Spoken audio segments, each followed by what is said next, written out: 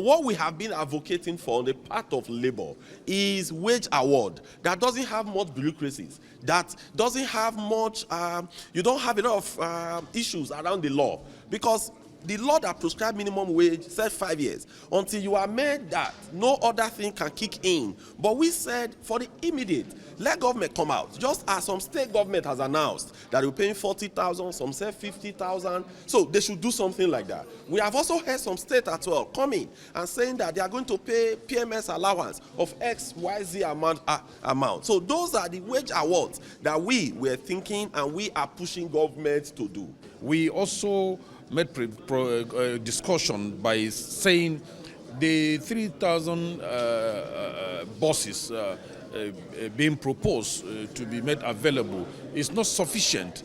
Ordinarily, when you divide it by the number of states we have, it won't take us anywhere. So these discussions are ongoing, and the government came with an appeal of shifting the intended protest tomorrow. We say, no, this is not something that for us to discuss here, because we have other organs of the union that we have to go back and look at it critically, because the truth is that the truth remains facts that every Nigerian out there is waiting, boiling out there to see what will come out of this very meeting. We equally pleaded with him that buses should be put across all our higher institutions to enable us cope with the fuel subsidy period, which he has approved that. I'm sure that you people know yesterday with that release we were able to get that. Then the next thing we are looking at is the issue of the palliative, how it goes to make sure that we are able to get it right. Basically, we laid out the plans and the interventions of Mr. President, as you all heard in his broadcast yesterday.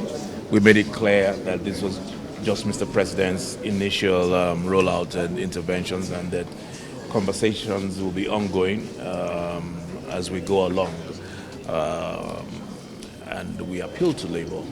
We did appeal to Labour to call up their protest for tomorrow. We found listening ears here, and they did agree that they all accepted that Mr. President's broadcast was a welcome development, and that they will go back home to talk to the other leaders that are not present today. So we're hopeful that they will do the right thing and call off the strike tomorrow.